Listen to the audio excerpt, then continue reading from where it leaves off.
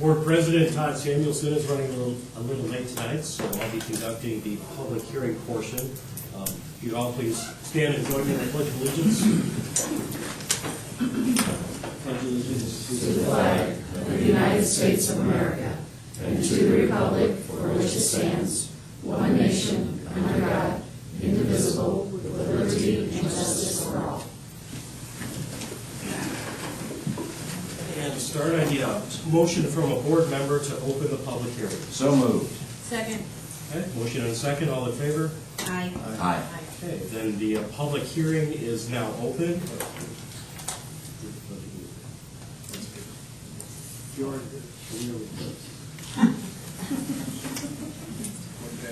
That's what. The purpose of the public hearing is to hear public comments on the proposed superintendent's contract. Are there any members of the public who would like to speak on that matter? Please stand and identify yourself for the record. Laura Pryor. I do have several questions, and I hope to have your patience with it, in part because I just don't understand the process. I'm very familiar with the process of the teachers' negotiations, where you have two opposing forces and how it goes through to come up with a final agreement. I guess my first question is, could you describe that process and how it works with the superintendent negotiations? Board members want to field that? I can describe it, or you've been through it with. No, go ahead. Okay. The board president and I get together, and he asked what I would suggest as a raise, and I tell him 25% every year. And then he says, well, I was thinking about 1%. Whatever. Basically, we sit down and we look at percentage of the raise that teachers got from the beginning of the lowest end up to the highest end, and then he says, I'm going to propose this, and that's really all the negotiations there are. Then he goes to the board, and what happens in there, I don't know. That's executive session. From a legal perspective, the contract negotiations for the standard teacher salary are required by statute. That process is laid out by Indiana code, and that's why it's followed in a certain way. There is no specific statutory process for negotiating the superintendent's contract.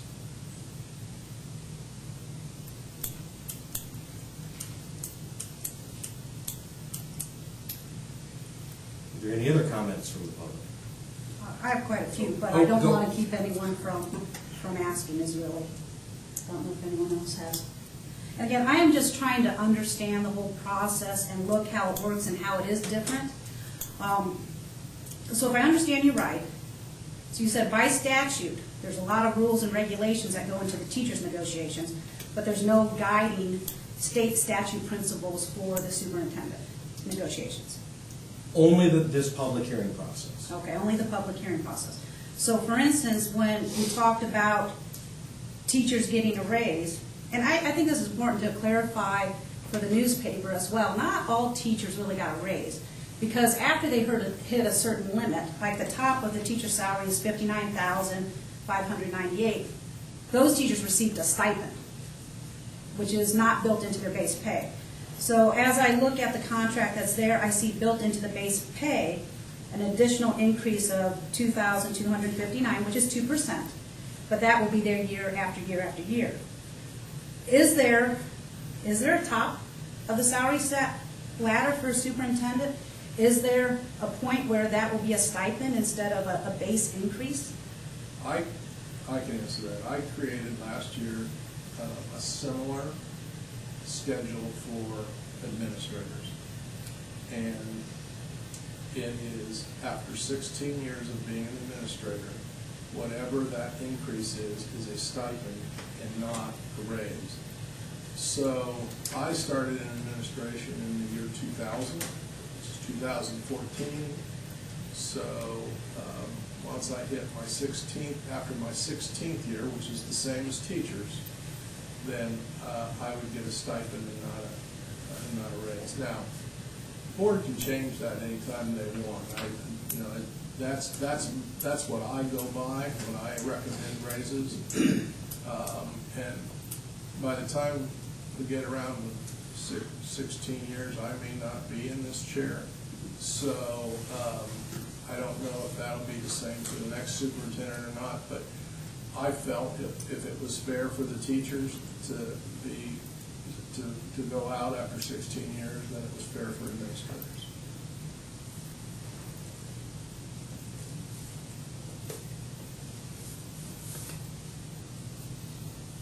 And the 16 years would have been what was on the old compensation model, because we don't have years anymore figured into.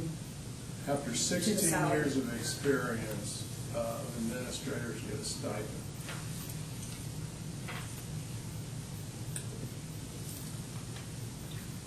On the health insurance, I have a question with the health insurance.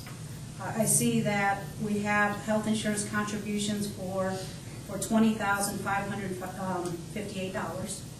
That would cover, I'm asking, does that cover in full the increase? Insurance went up 10%. The teachers didn't have anything that went towards that with health insurance. This covers how much, what percentage of that increase?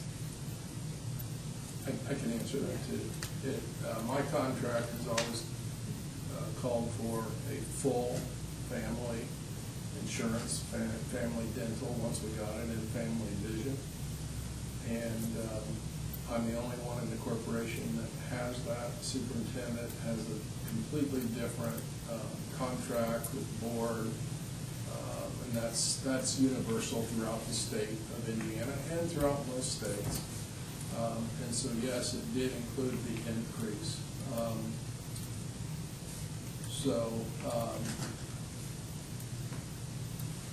think that's what you asked. Yes.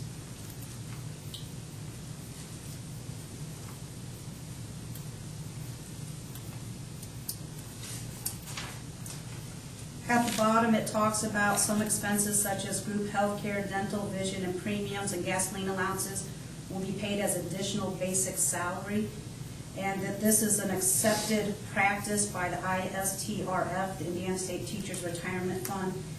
Is this something that can only apply to superintendents, can apply to administration, can apply to any corporation employee, where it's then used to count to help increase what would be your highest calendar quarters that goes into retirement afterwards?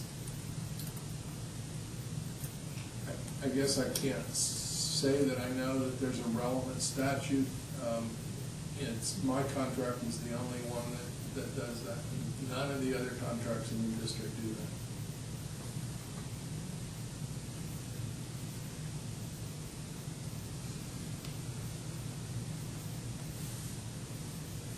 So I'm trying to look at what was posted with public record. So they have listed as an annual basic salary, $115,191. The board contribution is $20,558. So that, again, I'm trying to understand how this works. So when reporting that to the state, I guess, the Teachers Retirement Fund, in essence, we're reporting a salary of approximately $135,000, more with the gasoline allowance in there. Does then, I guess I don't understand. So we don't report it for, it's not included in your regular salary for tax purposes, but it's included in the salary for I would retirement? pay taxes on it. Okay. Yeah. It's reported to the retirement board for, as you said, my best 5 years. But I do pay taxes on that too. Okay, so you do pay taxes on the health insurance. So then the health insurance is paid within your regular paychecks that you get. It's part of the divided up salary that's there? No, the money for the insurance comes out to Okay. pay for my insurance. Okay. So that comes out and pays for your insurance. Because I didn't think necessarily that we paid taxes on our corporation contribution. You don't. Okay. Because yours does not go on your reported as salary. Okay.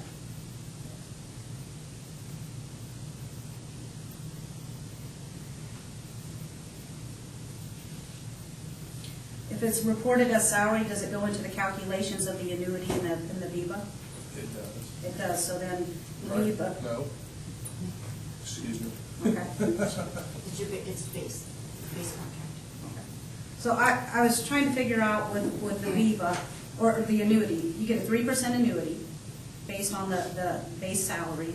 As I'm looking at the annuity amount of $6,911, that's more than 3% of what's listed as the basic salary. Now, I don't understand that part either. Well, I get that, plus I get what the teachers get as well, so I get 6%.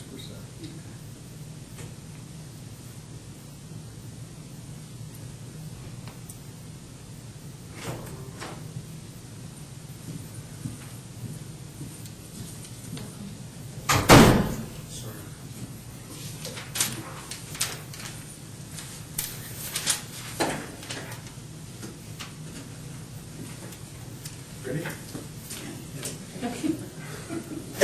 in the middle of the hearing. I'm sorry? We're in the middle of the hearing, and I've been answering your question. Okay, thank you.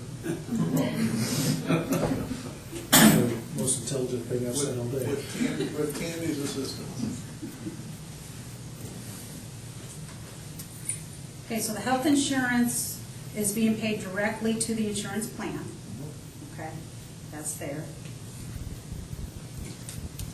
I guess my last question, again, is trying to understand this, is then, does this contract, as we're looking at it, used to be that when the teachers negotiated a contract, it pretty much, that percentage went to everybody.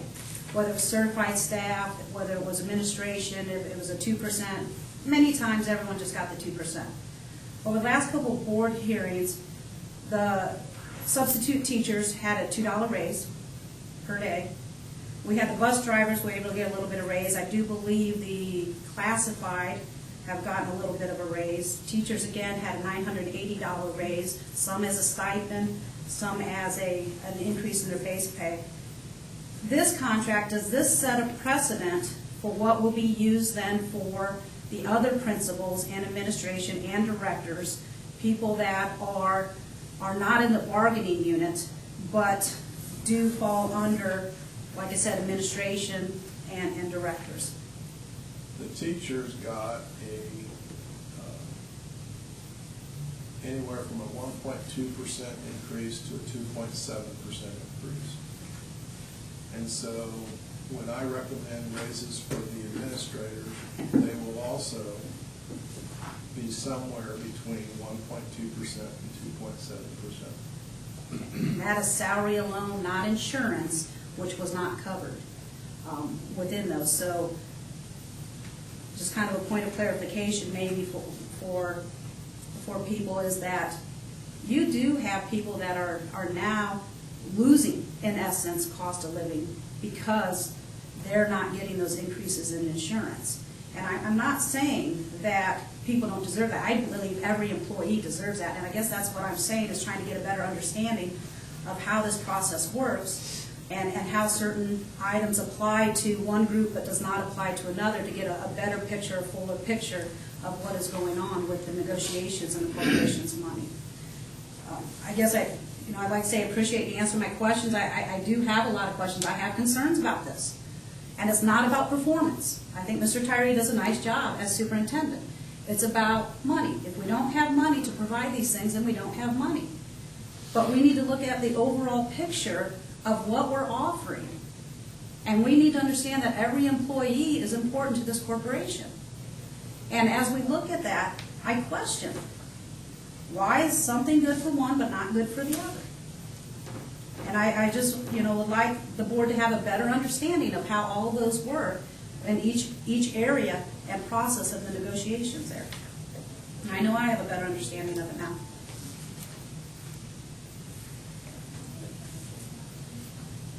Thank you. Did you have any other comments or questions? I think I covered mine. Thank you. Are there any other members of the public who would like to comment?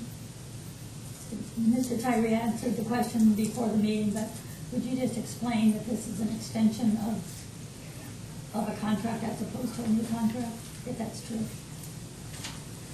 It is an extension. And is that something that's normally historically done? I'm sorry? Is that historically done for all administrators? Correct. Okay. Thank you. Any other members of the public like to comment? No further comments. That's all the business for the hearing. Do we have a motion from a board member to close the hearing? I would echo Laura's last statement. Mr. Tyree's doing a good job, therefore I recommend approval. Any other comments?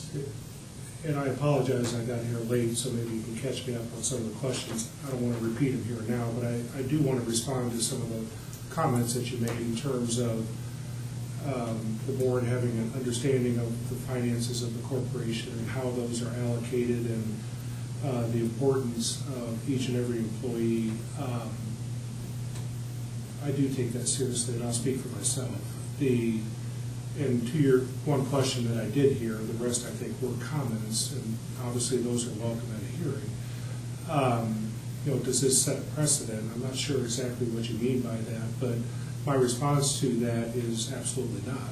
I don't indicate or think that any decision regarding the teachers, classified, unclassified administration, I don't see that as a precedent for anything going forward.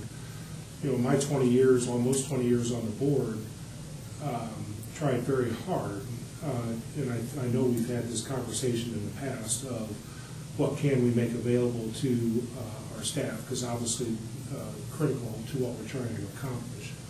And we've all not been very happy in terms of what money is available to us. And I think that's an important distinction of what's available to us. We can't go out and print money, or into the general fund now, we can't even address that through our budget. I mean, we're told in terms of how much money we're going to receive. So I do take seriously, I think I do have an understanding of how the budget is constructed and how those things are allocated, but at the same time, I'm sensitive, and your point is an excellent point in terms of how it can be perceived. And that's something that I think we need to continue to work very hard at and have open communication between the administration, the board, and the staff. If there are perception questions or issues that don't align with or are creating a misunderstanding that should not be there, hopefully, we want to address that and need to address that as quickly as possible. So, again, I hope I'm not misspeaking, just catching the end of your comments, but I am very sensitive to how those are perceived, and if they are, even outside of this evening, if there are questions on the process or how those are identified, we need to address those.